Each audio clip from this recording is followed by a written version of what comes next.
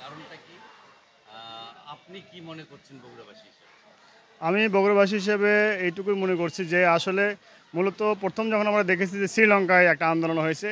আর শ্রীলঙ্কায় আন্দোলন করার কারণ হলো যে তারা ক্ষমতা অধিষ্ঠিত ব্যক্তিবর্গ যারা ছিল তারা দুর্নীতি, দেশের অর্থ পাচার, বিশেষ করে মানুষ অতিষ্ঠ হয়ে গিয়েছিল যারা ক্ষমতা অধিষ্ঠিত ছিল।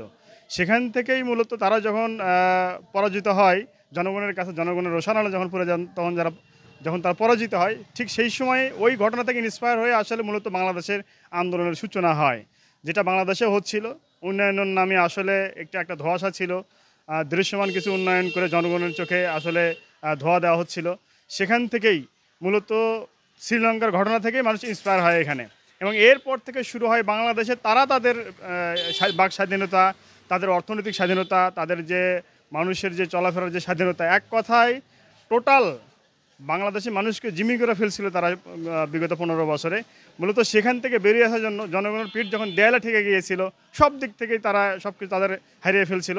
মূলত সেইটাকে উদ্ধার করার জন্যই মূলত তারা এই আন্দোলনে ঝাঁপিয়ে পড়ে। তারপর এটা নেপালে যখন এবং নেপালে এই একের পর এক মানুষ যখন দেখছে বিভিন্ন দেশে মূলত এই যারা ক্ষমতা যারা একবার যাচ্ছে, তারা চাচ্ছে যে অন্য কারো কাছে ক্ষমতার হস্তান্তর না করার জন্য তারা নিজেরাই ক্ষমতাকে কুক্ষিগত করার জন্য চেষ্টা করতেছে। এখান থেকে বেরিয়ে আসার জন্য প্রত্যেক দেশের মানুষ এখন চেষ্টা করতেছে, এবং যে আমাদের যে জেনারেশন আমাদের যে জেনারেশন, এই জেনারেশন চাচ্ছে যে আসলে মানে নতুন করে প্রত্যেকটা দেশে নতুন করে তারা স্বাধীনতা অর্জন করতে। মূলত সব দেশেই স্বাধীনতা পেয়েছে, কিন্তু স্বাধীনতা পাইলে কি হবে? কথা বলার অধিকার কারো ছিল না, মানুষ স্বাধীনভাবে চলাফেরা করার অধিকার ছিল না, সব দিক থেকে, অর্থনৈতিক বলেন, বাক স্বাধীনতা বলেন, শিক্ষা বলেন, সমস্ত দিক থেকে। মূলত ফ্রান্সে কেন এটা হচ্ছে? ফ্রান্সের একই অবস্থা, যারা ক্ষমতা অধিষ্ঠিত যারা আছে তাদের আচরণটা যদি মানে জনগণমুখী হতো, জনগণের সাথে যদি তাদের বন্ধু সুলভ আচরণ করতো, তাহলে কোনো দেশেই এই ধরনের আন্দোলন হবে না।